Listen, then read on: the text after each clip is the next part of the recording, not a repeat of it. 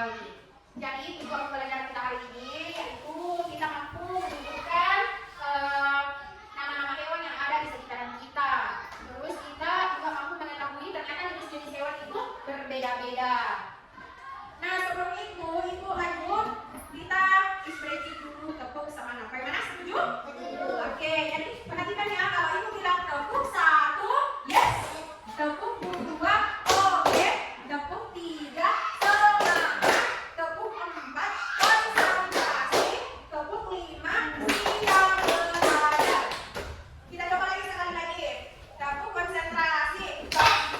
Tepuk 1, tepuk 2, oke. Semuanya bilang oke. Oke? Ulang. Tepuk 1, yes. Tepuk 2, oke. Tepuk 3, semangat. Tepuk 4, konsentrasi. Tepuk 5, siap belajar. Betul sekali. Nah, sekarang ibu mau bertanya di sini, siapa yang bisa berikan salah satu contoh hewan yang hidup di laut? Saya. Hewan apa? Bukan. Ya, ikan. Hiu. Ya, itu termasuk ikan ya.